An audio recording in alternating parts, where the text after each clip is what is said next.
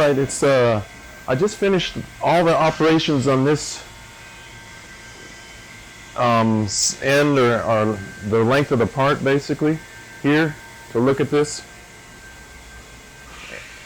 All of these operations all the way down to here, and now I have to do some holes. There's 4 holes that I can't reach because the spindle up here will have to tip like this direction, and it comes down here, and all of this will hit over here on this side of the machine in order to reach these holes that are at an angle going this way into the part.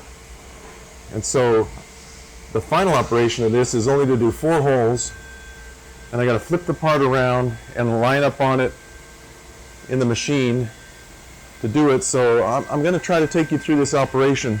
We're going to go through everything that it takes to do a setup on here. So first I have to power up the control, of course, and 0 return the machine.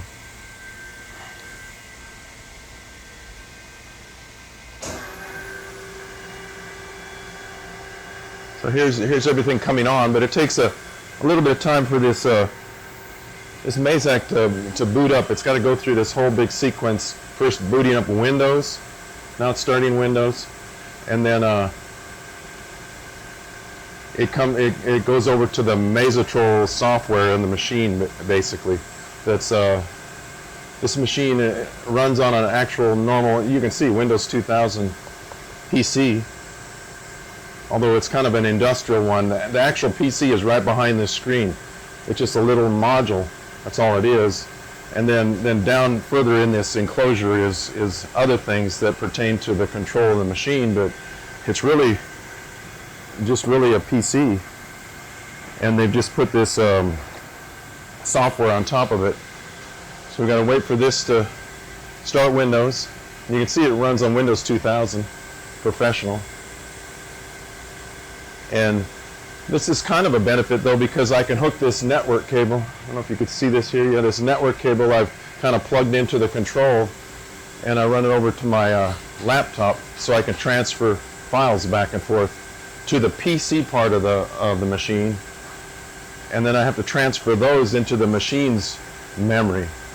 But the machine's memory is only limited to about 2 megabytes of size, so I have to in order to run this part here, it takes about 7 programs because I can't fit them all into the memory as one program of the machine, if that makes sense. So now it's starting up the Mazatrol part, and you can see this is the kind of control it has. And now we can 0 return the machine, which takes 2 hands, so I can't hold the camera.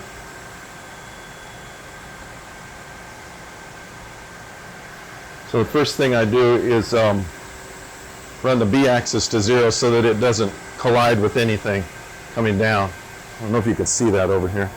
Let's see. The B-axis with the doors open turns very slowly.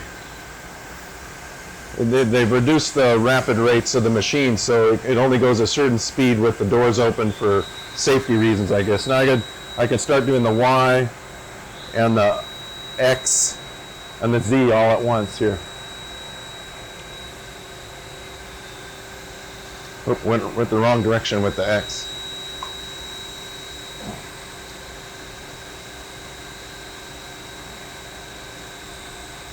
But as you see, it only runs this fast. Some machines will do this 0 return at full rapid speed. My horizontal mill does that. So that could be dangerous if you were inside the machine and you were trying to do it, I guess. But with this machine, they've limited to about 80 inches per minute it can only move. And now I'm going to 0 the C-axis. This actually isn't totally necessary to do, the 0 to C, but I do it anyway.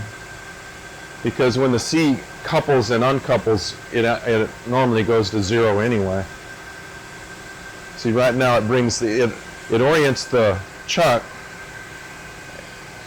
the spindle, the turning spindle, if you will, and it brings it to 0, and then it's running the servo to the 0 point on the C-axis, and now it's going to engage the worm gear. There's a big there's a big worm gear on this machine, on the turning spindle, and so at first it brings it to a 0 position with the chuck over here,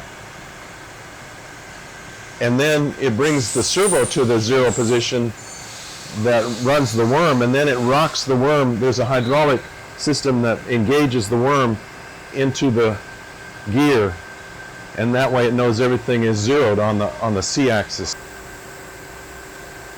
And I'm going to, in preparation for this whole thing, I'm going to open the steady rest right now, just so I can get these plastic things on that side of the steady rest, or this one here anyway. So I've got to move these back. Let's see if I can set this camera down somewhere so I can do that. What I want to do is get these on this side of the steady rest, or up here towards the, actually off the part, if you will. These plastic rings, and I've also added these, you can see here, these rubber, they're like silicone rubber wiper things to try to keep shavings out from under those rollers, because when you're milling, it doesn't do a perfect job. I don't know if you can see that. Left little tiny dents, but when you're milling and all these shavings are coming out there, it's not exactly like turning. And so they get under the rollers and everything. And I'm trying to reduce that. It's almost impossible to keep that from happening, but got a few little dings here, but they're not too bad. So now I'm going to reclose the steady rest just for support on the part, because I want to back this chuck away from here with the tailstock.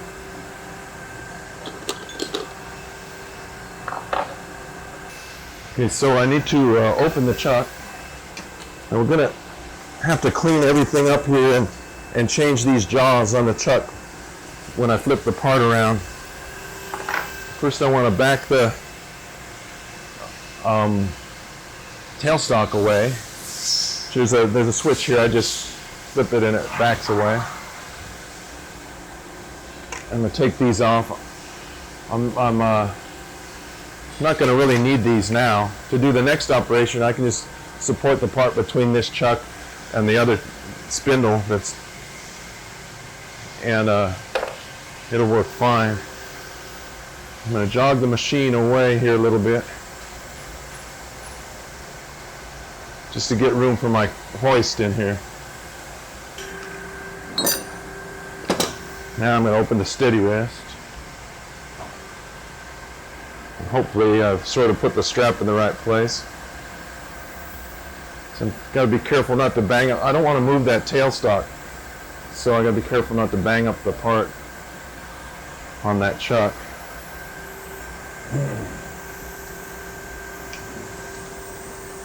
Okay, I've got to find a place to set this. I'm going to set this down so I can work with the on the chuck. I got to change the jaws on the little chuck on the tailstock.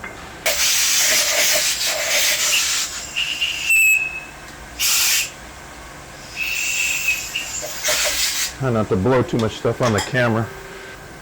And we're going to put the hard jaws back on here in this direction. I could use these jaws, but they stick out kind of far when they're open that much. So I'm going to change them.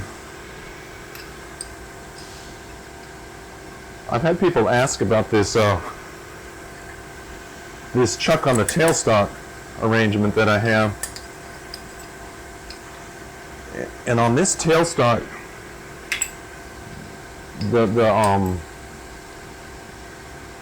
it has a dead center that's in here, back here, that rides in a spindle or bearings to make it like a live center, but it's actually a dead center that mounts into a spindle on this tailstock, and it can be taken in and out, really. The dead center can be changed. So I have a dead center in here that it's a number 6 Morse taper. In fact, I've got a spare one, but it's a little bit shorter than this. This particular center in this machine is a Reorient dead center. So this is what it looks like. But the one that's already in here is just a little bit longer than this. It's about maybe a ½ inch longer. And it has this straight section on here that's, I don't know, it's about 2½ inches in diameter, I think, something in that. And I made this, I bored a hole in this aluminum piece that fits very close onto that diameter. And then this clamping thing is like kind of like the clamp on a Bridgeport quill. It's just 2 pieces in a bored hole that have a radius machined in them, and there's a screw that just pinches them together, so it clamps this piece on the center. So when I made this thing, I actually clamped it on the tail center here and drove it kind of pressure. I pushed it up against a piece in the main spindle so I could pressure it against it and rotate it and skim the face and the diameter that the chuck mounts on, so that it all runs concentric to the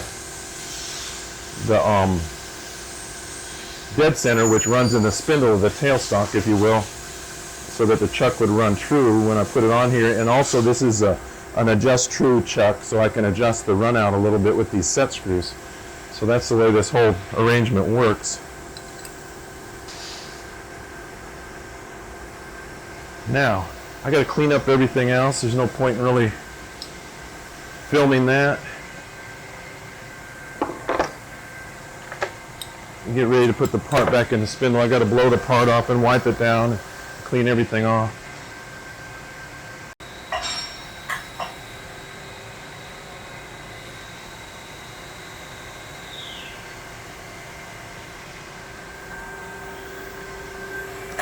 So we're sticking the pin end of the part into the chuck here. So I got to actually turn around a little bit here. We're going to chuck that in the spindle.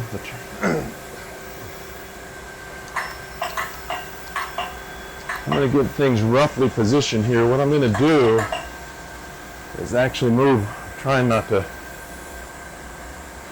ding anything up here.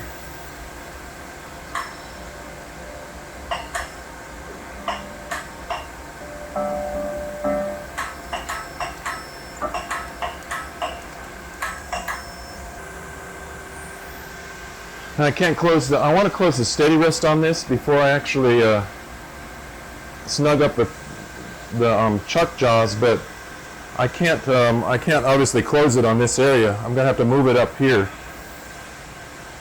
to close on something that still doesn't have cutouts there. So I gotta move it up here and go into the what they call the setup mode in this control, and select work rest, connect, move the machine over. It has some kind of sensors in here, and it can sense when it's lined up with this dog.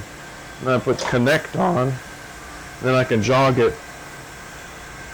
This is the way this machine works. It's not you can move this in the program, but you can't move it while you're obviously turning or milling or something, but you can move it in between things. We're going to close it here just to get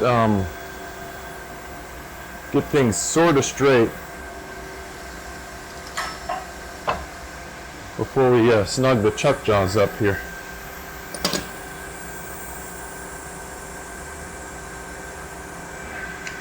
So I'm just going to snug these up in preparation for indicating it in here.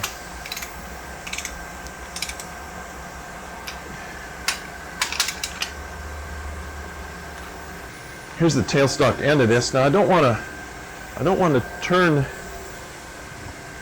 these jaws too much when the pressure is up against the face of the part.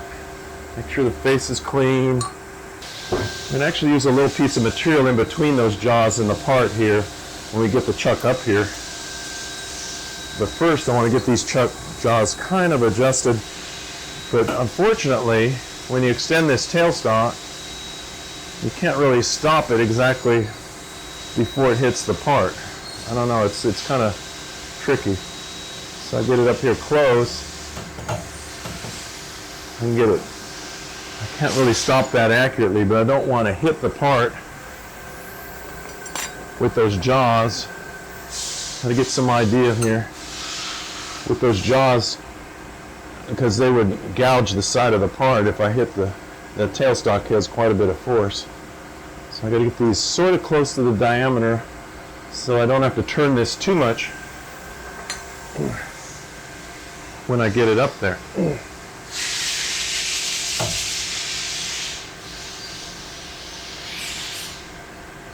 Okay, like that. And I could put this around there so I don't dent the part up when I close this chuck on it.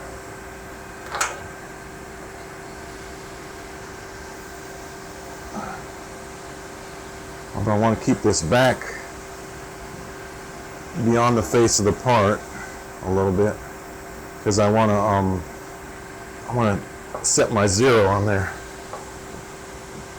Like I said, this is a little bit hard to close because there's pressure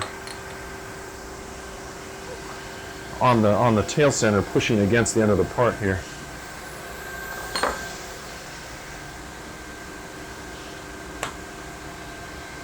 Now I can open the here's the thing, and I can open the steady rest.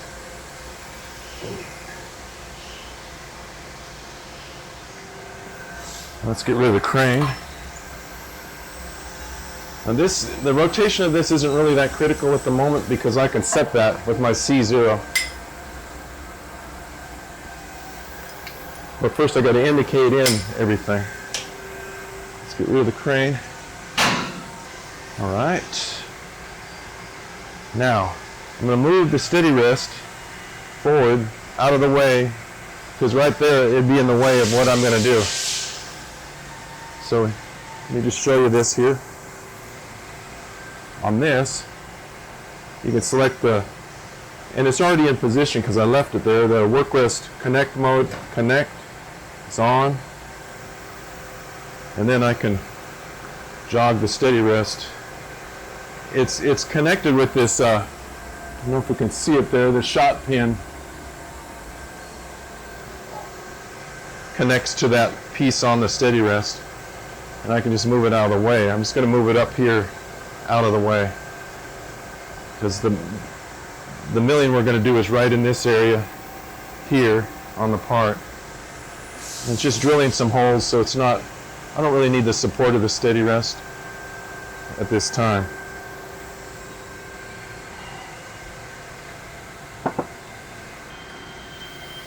Okay, we're going to indicate it in at the chuck first here.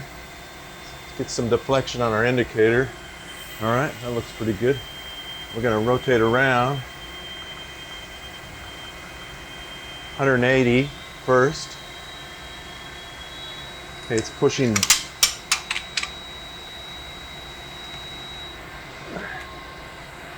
a little bit of tension. It was at 40, so we're going to go on the indicator.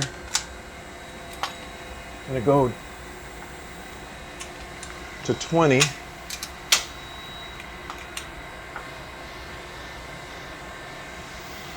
That should be our approximate zero. We're going to re-zero our x-axis to that. Rotate 180. Be careful right there. Might move that over just a hair.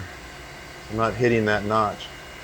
Okay, that zero is not too bad. So we're going to go to here, to the next set of jaws. Take some tension on the lower jaw.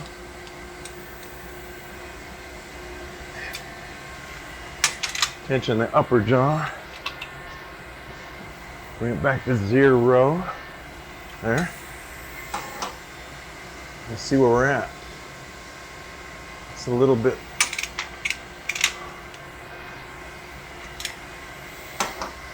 Make sure I've got good tension on all these jaws.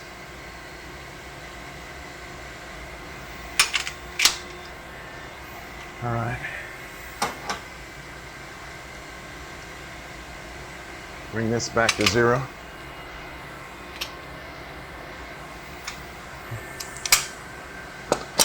All right, I think that's pretty good. Let me rotate it all the way around one more time just to check it. Looks pretty good.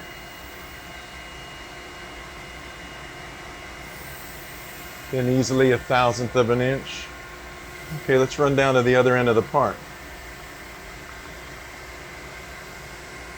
I'm gonna pick up the camera here and just kind of hand hold it so we can follow the indicator.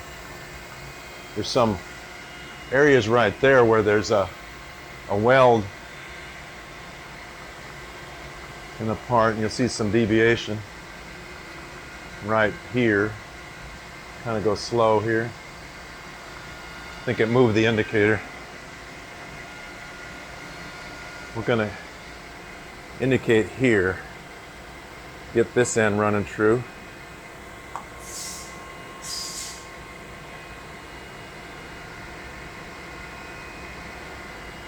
We can adjust these set screws for that. We'll get up here as close as I can. I think I moved the indicator when I ran it across this weld thing here. We're going to check it again anyway. Let me get a Allen wrench.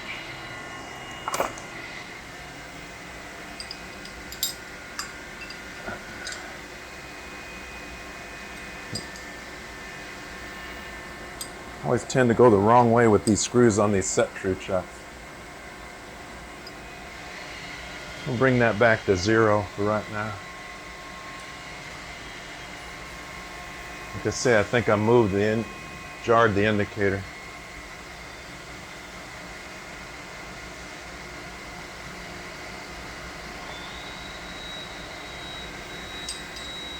Tension this one up a little bit more. Loosen this one off.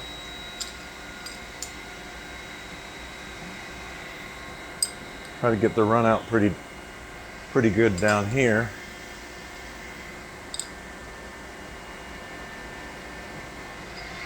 Back to 0.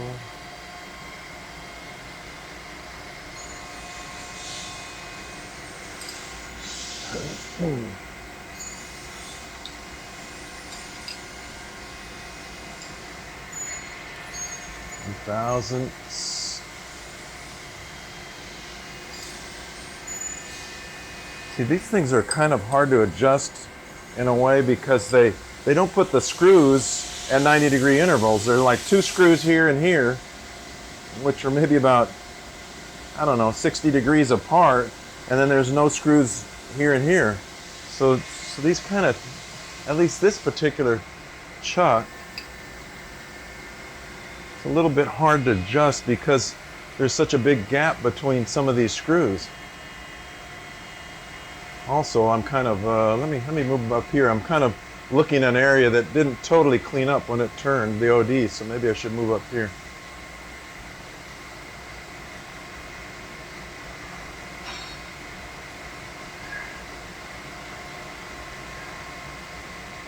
It's not too bad.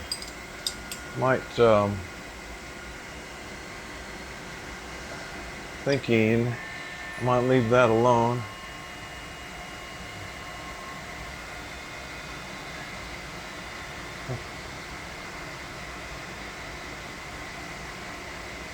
See, there's no, if there was a screw right there, it'd be perfect because I could adjust that, but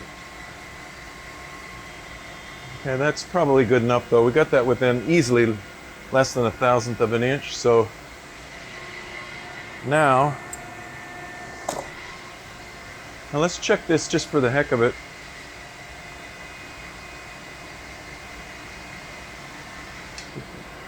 Pick up the camera here.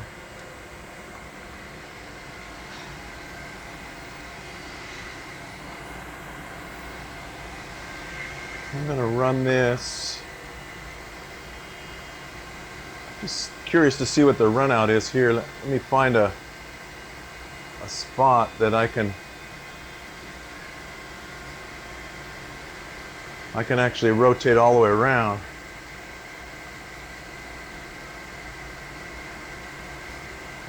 Run around that hole.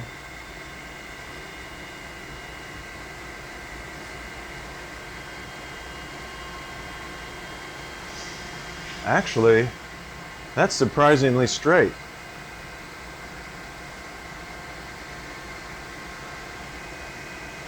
I'm impressed. Wow. This after milling all of these cutouts, see if I can go beyond that. Oh, that's moving the indicator. After milling all of these cutouts in this part, that part remained very straight. Let's just see what it looks like further down here, just for the heck of it. I think we can get a...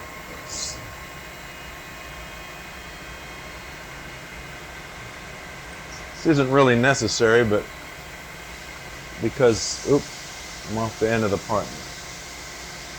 There's a pocket right there.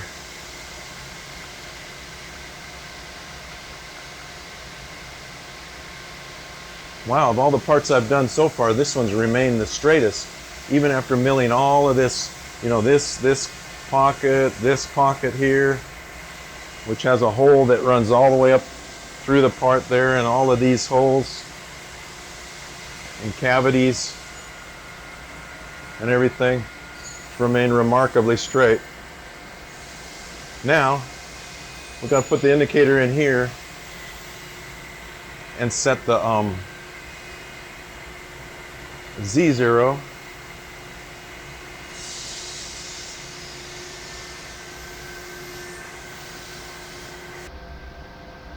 Okay, we're going to take this out and put the hammer indicator in.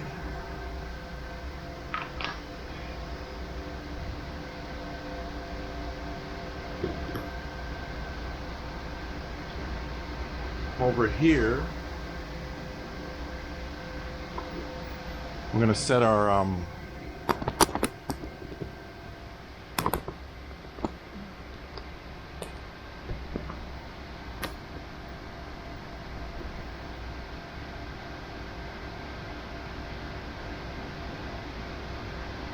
set the Z0 on the face of the part somewhere here.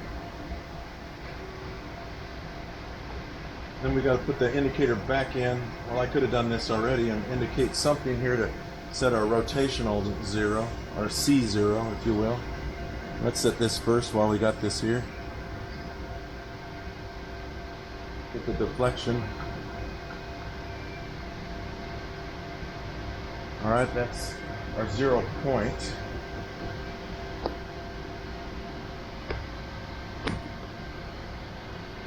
Let me show you how this gets done here. We're going to go to the work offset, and we're using G54, so we're going to go to Z and we're going to say teach 0 and input, and that puts our new so if we hit reset here, we got a Z0 now. Now, I probably could have done this before I set that, but I'm going to change back to the indicator.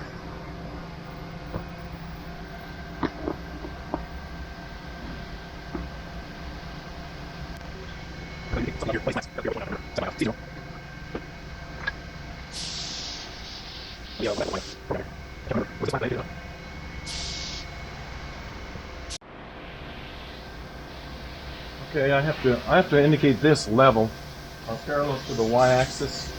So the easiest way to do that is first put a level on there and get it approximately level, like that.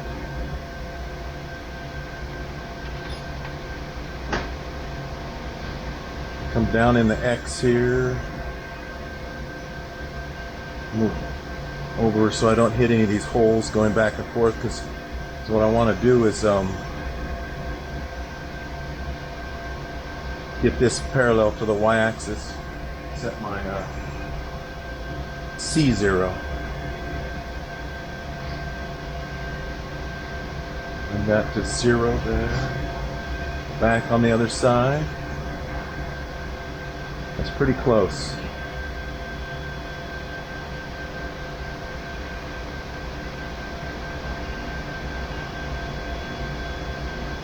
Okay, now, gotta go over here, see if I can show this.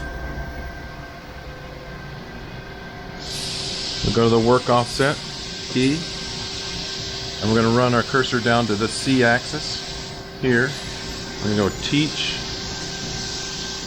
0 right here, input. Okay, that should be when we go back here and we can hit reset. That's C0. Now all we have to do is check the Y0. All of the milling is going to happen right around here in the part, in these holes, and another hole on the other side. So I'm going to set my Y0 point here, although we saw the part was very straight, so it's probably not critical, but I'm going to set it there to begin with. Maximum reading up and down. Minimum reading this way. Rotating the spindle. Now we're going to go up, rotate around.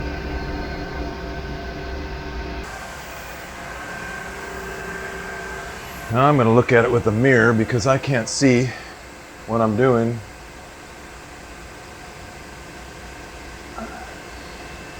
Maximum reading up and down,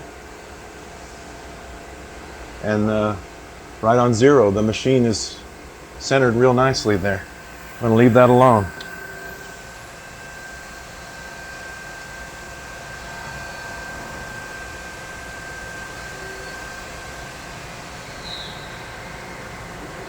Reorient the spindle so I can get the tool out.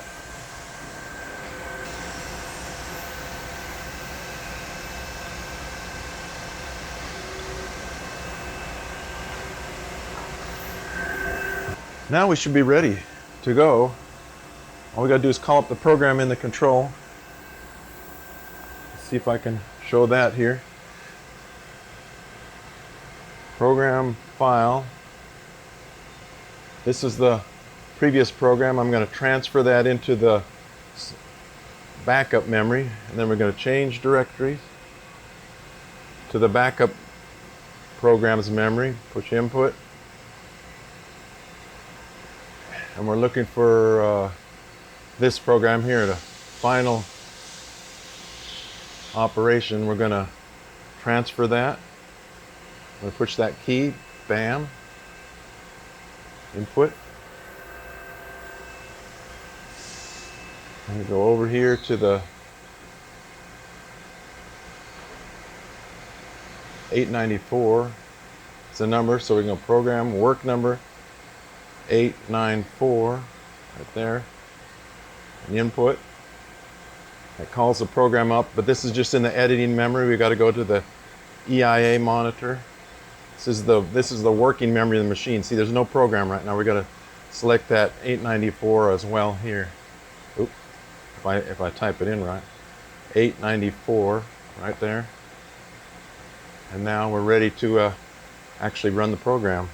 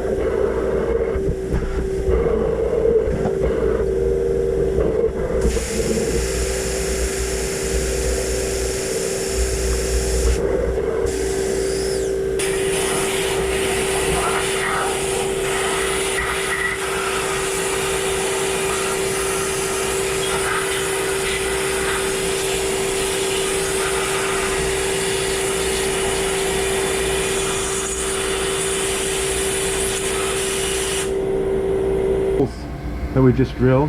This one right here. See how deep it goes in there? And let me rotate this around.